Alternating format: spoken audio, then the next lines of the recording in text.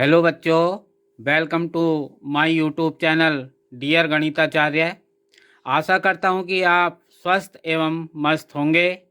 आज के लेक्चर में हम class 10th chapter number 1 real number यानी कि वास्तविक संख्याएं के इम्पोर्टेंट टॉपिक अभाज्य गुणनखंड विधि द्वारा एचसीएफ ज्ञात करना सीखेंगे। प्यारे बच्चों, आज हम अभाज्य गुणनखंड विधि द्वारा एचसीएफ ज्ञात करना सीखेंगे। एचसीएफ ज्ञात करने से पहले हमें अभाज्य गुणनखंड ज्ञात करने आने चाहिए।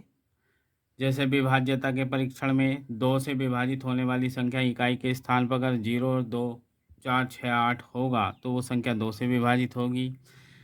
अगर इकाई के स्थान पर 0 और 5 होगा तो वह संख्या 5 से विभाजित होगी। और यदि किसी संख्या के अंकों का योग 3 से विभाजित होता हो, 3 के पहाड़े में आता हो, तो वह संख्या 3 से विभाजित होगी। इस तरह से हमें अभाज्य गुणनखंड करने हैं। एचसीएफ की full form highest common factor होती है, जिसे हिंदी में शॉर्ट में हम मैसेपे अर्थात महत्तम समापवर्तक के नाम से जानते हैं या पुकारते हैं। 2 या 2 से अधिक संख्याओं का एचसीएफ जो है संख्याओं में प्रत्येक उभयनिष्ठ गुणनखंड का अभाज्य गुणनखंड का मतलब है कॉमन फैक्टर, यानी कि उभयनिष्ठ अभाज्य गुणनखंड की सबसे छोटी घात का गुणनफल होता है। संख्याओं में प्रत्येक उभयनिष्ठ अभाज्य गुणनखंड यानी कि जो कॉमन फैक्टर होगा कि सबसे छोटी घात का गुणनफल होता है। आइए आज हम 2-4 उदाहरणों के द्वारा अभाज्य गुणनखंड विधि द्वारा एचसीएफ ज्ञात करना सीखेंगे। हमारा जो प्रश्न है, अभाज्य गुणनखंड विधि द्वारा निम्नलिखित पूर्णांकों के एचसीएफ ज्ञात करो। मैंने यहाँ 4 एग्जाम्पल लिए हैं जो एनसीईआरटी में हैं। पहले 2 में 2 पूर्णांकों का निकालना है और बाद के 2 प्रश्नों में 3 का निकालना है। तो हम पहला देखते हैं। हमें निकालना है 135 और 225 का एचसीएफ ज्ञात करना। हमारे जो 2 पूर्णांक हैं यहाँ पर, इनमें इकाई के स्थान पर दोनों में 5 है। तो जब इनके अभाज्य गुणनखंड करेंगे तो दोनों के संख्याओं के जो अभाज्य गुणनखंड होंगे वो 5 से होंगे, मैं जैसा कि मैंने बताया था।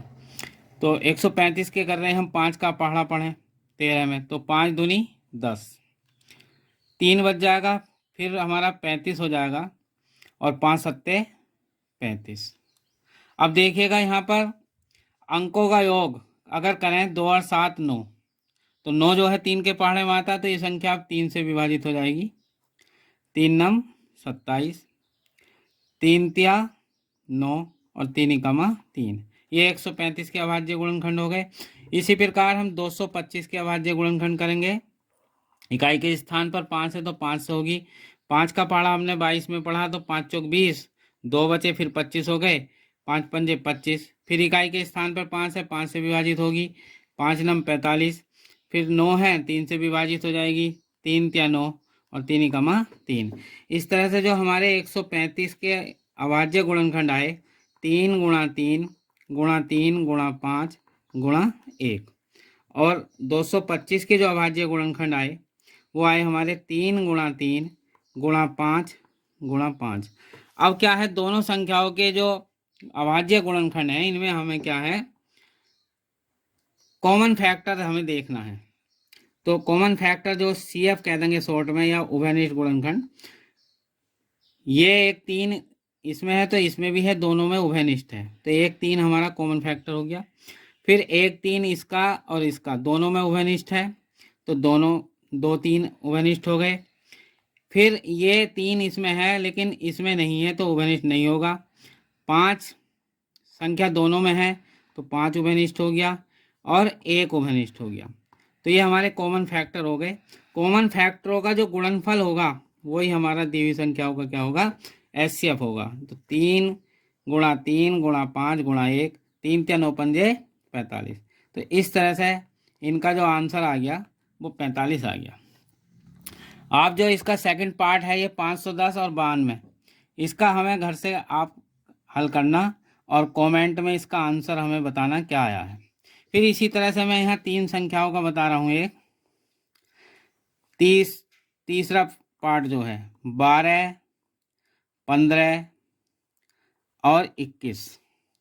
3 संख्याएं हैं, 12 है, इकाई के स्थान पर 2 है, 2 से विभाजित हो जाएगा, 2 छंग 12, फिर 2 तिया 6 और 3 इकामा 3। ऐसी 15 के गुणनखंड इकाई के स्थान पर 5 है, 3 पंजे 15, 5 इकामा 5।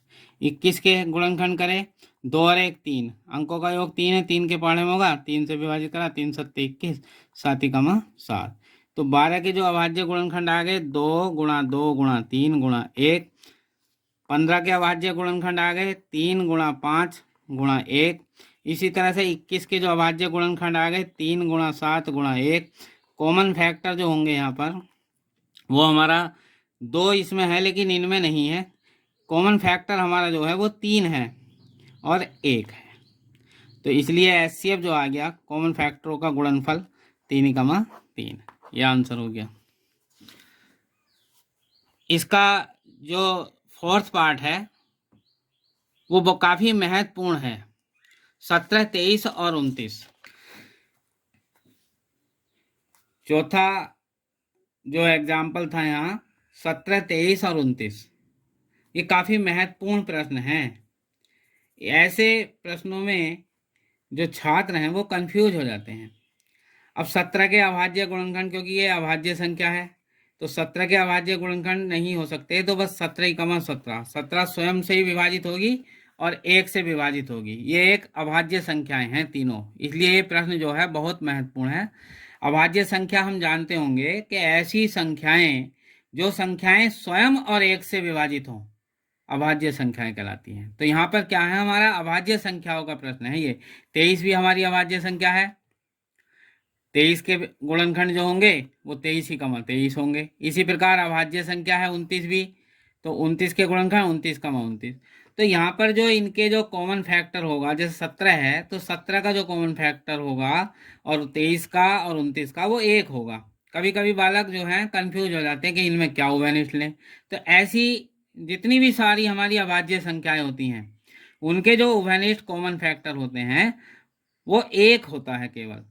तो इसलिए ऐसे प्रश्नों का जो एचसीएफ है वो 1 होगा, क्योंकि यहाँ कॉमन फैक्टर जो होगा वो 1 होगा। प्रत्येक अभाज्य संख्या का जो उभयनिष्ठ गुणनखंड यानी कॉमन फैक्टर होता है वो 1 होता है, इसलिए इन सभी संख्याओं का एचसीएफ क्या होगा, 1 होगा। आपको अगर हमारी वीडियो पसंद आई हो तो लाइक कीजिए, सब्सक्राइब कीजिए और शेयर कीजिए और बेल आइकन का बटन दबाइए, जिससे अगली वीडियो का जो नोटिफिकेशन है आपको सबसे पहले प्राप्त हो जाए। धन्यवाद।